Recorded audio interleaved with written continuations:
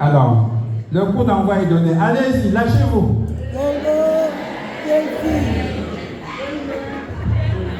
Merci. Je n'ai rien d'autre à dire en fait.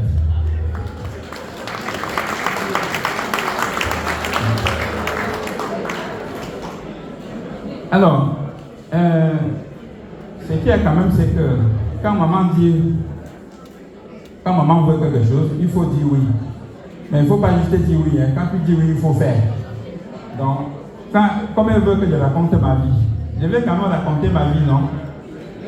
Bon. La vie, là, il faut raconter en commençant au commenceur. Et après, on dit comment elle est belle, n'est-ce pas? Alors, pour le commencement de ma vie, on va aller au début du siècle dernier. Je veux dire, dans les années 1930. Vous avez bien compris, non? Oui, vous voulez entendre des choses que personne de vous n'était là. Bon, donc comme ça, je peux vous dire ce que je veux de toute façon.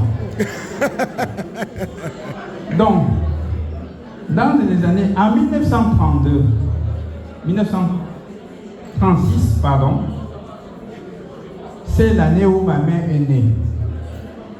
Ma mère est née à Lefebvre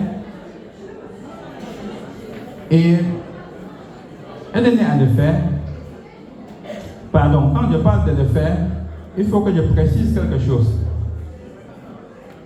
J'ai beaucoup d'amis photos ici. Quand je dis Lefebvre, je crois que ça va leur faire de confusion. Mais je vais le préciser en photo.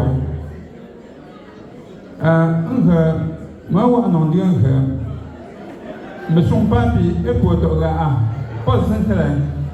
Moi, je le fais à te le faire tout, à voir le faire fumé.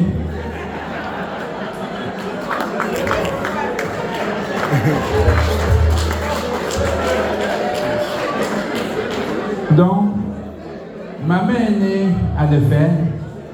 À 7 ans, son père Mohamed déménage de Lefebvre pour Metap, le nouveau village qu'il va créer là-bas. Ma mère va à Metap en ce moment-là.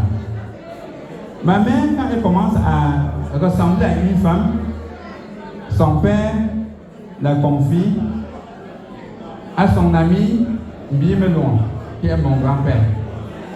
Et en fait, il la confie à la cour de Bimelon. Parce que une petite histoire encore bamiléguée de l'époque,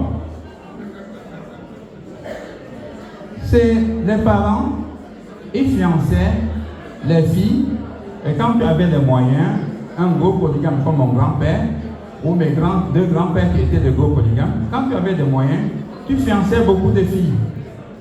Ces filles-là venaient de temps en temps vivre chez toi, sachant que tu as des garçons qui traînent aussi là. Donc chez Bimelon, il y avait à l'époque une demi-douzaine de fiancés de Bimelon et une dizaine de jeunes gars. Et ce qui se passe, c'est que ma mère, quand son père dit « Je te confie, tu vas aller à la cour de Bimelon ». Vous savez ce qui se passe à l'époque, parce que Melon se trouve à Ndiki. Vous connaissez Ndiki, non? Alors, à l'époque, vous savez, les Bafous, ils disaient Amba Ndiki. Amba Ndiki, ça veut dire quoi? Ça veut dire la brousse, la forêt, Ndiki la brousse. Bon, si j'ai dit ça, je dois quand même dire quelque chose. J'ai dit pour les amis Bafou qui sont ici. Parce que, il faut dire leur part aussi, parce que, vous savez, Photo et Bafou, c'est deux villages siamois. Les bébés siamois, tels que vous connaissez, ils sont connus. Donc, ils ont même des organes communs. Donc, Bafou et Photo, c'est deux villages siamois. Et ce qui se passe, c'est que quand tu es sage, tu donnes un coup à Photo, il faut donner un autre aussi à Bafou pour équilibrer. Si tu donnes un cadeau à Bafou, il faut donner aussi la photo. C'est comme ça que j'ai fait pour qu'il n'y ait pas, en tout cas, des jaloux. Donc, c'est ça. Et ma mère, elle, qui est montée en bas Andi, elle est montée. Ce que vous devez savoir, c'est que Bafou, centre, c'est une altitude de 1500 mètres. Alors qu'Andi, c'est 1900 mètres. Ça veut dire que c'est 400 mètres au-dessus de Bafou, du reste de Bafou. Donc quand ma mère a monté la colline Fombro jusqu'à arriver à Andi, elle a réalisé quelque chose. Elle a dit, là j'ai monté l'étage. Donc elle est déjà à l'étage. Quand vous avez une maison en étage là, vous, n'est-ce pas, vous restez à l'étage? Ma mère a dit non, ça c'est charmant. Elle dit là c'est bon. Après elle a continué. Non, après elle a continué. Après elle a continué à la chefferie avec plein de jeunes gars là. Elle a trouvé sa part. C'était Jean Bastos, que vous avez vu ici en 2013. C'était un jeune bouillant garçon. Donc du coup, ma mère a trouvé deux charmes à Andi. Andi, elle était à l'étage, mais en plus, elle avait un des meilleurs sugar du coin. Donc, pour toutes ces raisons-là, ma mère, quand elle est revenue à Métap, elle était pressée maintenant de monter. C'est pourquoi elle est montée à Andi. Et donc, les deux, en ce moment-là, qu'est-ce qu'ils ont fait? Ils ont fait des enfants. Et moi, je suis un de ces enfants-là.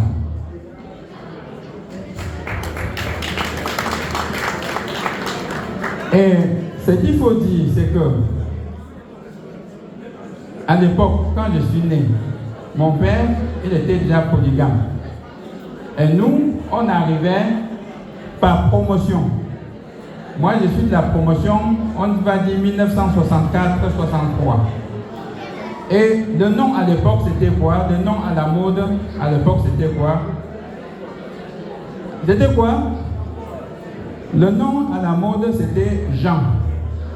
Et mon père, comme il était polygame, un jeune gars à la mode, il se trouve que nous étions deux garçons de la promotion 1964. Il a nommé un Jean-Paul, l'autre Jean-Bernard. Donc nous sommes deux jumeaux de mon père de cette façon-là. Et alors, ce que je dois dire, c'est que là, c'est ma vie que je raconte. Mais je peux raconter ma vie un peu plus long. Je dois raconter ma vie plus longtemps que ça. Je sais que vous avez déjà mangé, vous avez hâte de danser, mais je raconte ma vie, puisqu'on m'a demandé de raconter ma vie, je fais ce qu'on m'a demandé de faire. Voilà. Donc, ce qui se passe, c'est que moi j'ai quand même fait l'école. Ma vie est marquée beaucoup par l'école. Et l'école là, c'est là où j'ai eu des amis. Et je vais juste poser une question dans cette salle. Le plus vieux, le plus ancien de mes amis dans cette salle, est-ce que vous le connaissez? Non. Vous connaissez le plus ancien de mes amis? Vous allez peut-être dire que Michel Demanou, c'est ça? Ah. Michel Demanou, qui est le plus ancien de mes amis dans cette salle? Donc, Michel a raison. Ce n'est pas le plus ancien de mes amis parce que de toute façon, c'est mon grand frère. En fait, il est de même génération que mon grand frère qui est là. Donc, c'est pas, il ne l'appelle même pas mon ami parce que c'est mon grand frère. Voilà. Donc, je vais poursuivre. Je vais vous dire, ici, il n'est pas le plus ancien parce que j'ai fait le lycée de Jean. Et le lycée de Jean en question, c'est que j'ai la chance de me retrouver encore ici aujourd'hui avec le lycée de Jean plein dans cette salle. On va commencer à chercher mes amis dans cette salle. Qui a fait le lycée de Jean dans cette salle? Levez la main, non? Ah, non, il y en a beaucoup, même qui sont très vieux. Donc, je vais réduire quelque chose. Qui est entré au lycée de Jean en 1977? Qui se lève tout simplement, pardon. Elisabeth est dans cette salle. Elisabeth Tomo, Martin Chofo, Albert Zefar n'est pas là, mais Félix, tu représentes quelqu'un, tu dois te lever. Donc, aujourd'hui, on va dire qu'il y a 4 anciens du lycée de Jean, de la 6e promotion 1977 lycée de Jean, dans cette salle. Et pour moi, c'est ça la fierté d'avoir cette journée où je peux dire j'ai mes amis qui sont là. Mais, donc Chofo Martin qui est là, mais je ne sais pas s'ils sont mes plus anciens amis. Je ne crois pas. Chofo, ça c'est raté aussi. Hein. Donc, à soi toi là, c'est raté. On va remonter à l'école publique d'Indutita.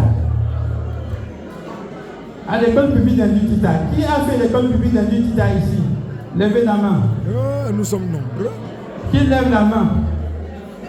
Nous sommes nombreux. Oui, ils sont très nombreux. Et j'ai l'impression de voir même une personne là. Pardon, qui est la doyenne des gens de l'école publique d'Indutita ici? C'est ma belle-mère. Franchement, ma belle-mère, comment peut être mon amie? C'est une génération qui n'est même pas vue là-bas. Donc, mamie, c'est pas la peine, ce n'est pas toi. Alors, l'école publique d'Indutita, ça ne gagne pas. Remontons encore, non? Quand on est ici, là, je vais juste appeler 2 noms. Doris de Bordeaux. Alou Silo. Pardon, acclamez. Le deuxième nom, Denise Zétan. Denise Zétan. Donc, franchement, les 2 jeunes belles filles avec qui j'ai fait le jardin d'enfants Cosmos de Lenoir. On avait 7 ans. Et je peux vous dire, à l'époque, je les voyais déjà comme elles sont aujourd'hui là, c'est-à-dire brillantes quoi. Merci beaucoup Doris et Denise. Donc ça, ce sont mes plus anciens amis qui sont dans cette salle. Et je suis content parce que ce n'est pas tous les jours qu'on réunit tout ce monde-là dans une salle. Je dois dire que là, nous avons une opotiste, on a eu des amis, et ce que je dois dire simplement, c'est que vraiment, je suis content que cette journée ait pu réunir tout ce monde-là. Ce que je vais faire, que je me sens toujours le devoir de faire, c'est toujours de donner quelques conseils, non? Bon, attendez, je vais donner des conseils. Les conseils, c'est quoi? On va commencer par qui? Les hommes ou les femmes? Les hommes. Bon, je vais donner d'abord des conseils aux femmes. Je vais leur dire une chose. Ce que vous ne savez pas, le 8 mars, là, les hommes sont les premiers fans du 8 mars. Hein. Donc, faites-le 8 mars tout le temps. Pour les hommes, je vais donner aussi un conseil. Quand maman dit quelque chose, il faut toujours accepter. Voilà. Donc, merci beaucoup. Et pour aujourd'hui, je crois que la soirée va continuer à être la plus longue possible. Pardon, excusez-moi. Quand je parle beaucoup, mais je dois beaucoup parler. Pardon, Forbert, toi. Viens quand même. Viens te mettre là. Franchement. Ngaga, là.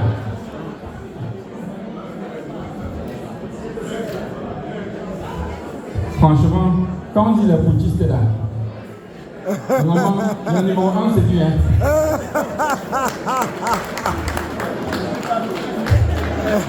Comme il a expliqué tout à l'heure, c'est donc mon grand frère. En réalité, de ma famille, c'est celui dont je suis le plus proche au sens où on a presque le même âge. On a peu de différences. Mais aussi beaucoup de différences de caractère parce que il a dit par rapport à ma mère, il était dans les garçons doux là, non? Mais là, c'est le cas que ma mère disait toujours, tu vas un jour me tuer. Donc il est là. Donc, il a amené ça. Voilà, il a amené ça. Il a mis sur moi aujourd'hui. Je lui ai parlé il y a 2 jours. Parce que, oui, il m'a dit qu'il va venir en France, qu'il va venir au mois de mai. Il n'était même pas, il ne savait plus exactement. Donc pour moi, il ne venait pas en France. Quand je le vois dans cette salle, je dis, le vrai footiste, c'est ça. Donc, merci Faubert pour ton foot.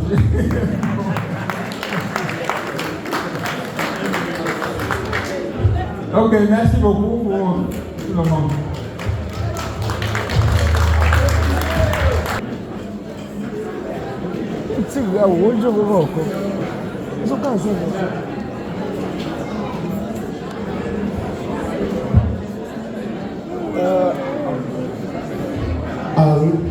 Avant d'accueillir le gâteau,